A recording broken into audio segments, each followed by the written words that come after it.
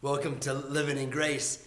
We're talking about just going through the struggle of this thing called life, the struggle of the grind of life, and that's what it is. You know, this world that we live in, Jesus said, there's going to be trouble, there's going to be hardship, there's going to be suffering, and there's going to be difficult days. And Paul is trying to tell this church in Rome, listen, keep your hope in God. The Spirit of God is going to help you. The Spirit of God's praying for you. God's going to work for the good of those who love Him. God's going to work for the good.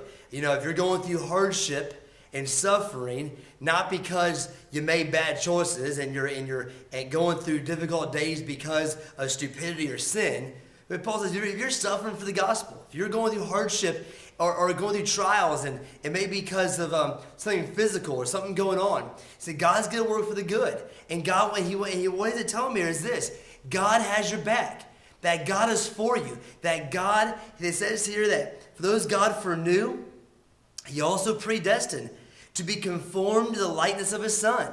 The trials that you're going through, that God has predetermined that as you go through these trials, they're going to mold you and shape you and sculpt you into the image of Christ. That's that refiner's fire.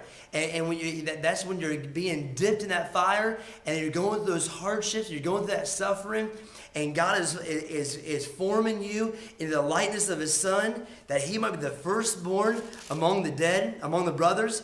And those He predestined, He also called. Those He called, He also justified. Those He justified, He also glorified. See, God has your back from start to finish. It's a God thing.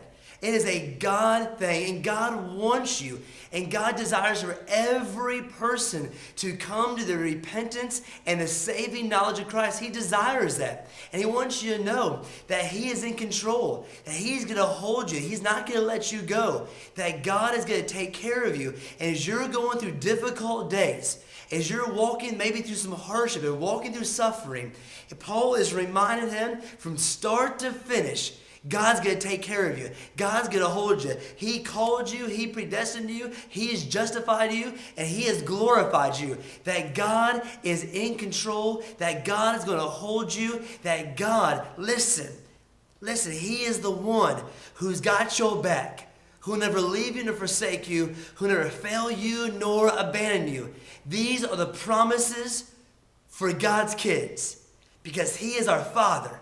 And the Father cares so much for you, loves you so much, and you're about to hear how awesome God is and how awesome God is about you. You're going to hear that in the upcoming days. So today we want to remind you that God, He's got your back from start to finish. And why does He allow you to go through these hard days? Because He's forming you and shaping you to become more like Jesus, to live more like Christ, to sound more like Christ, that we will look more like Christ. And that's the bottom line.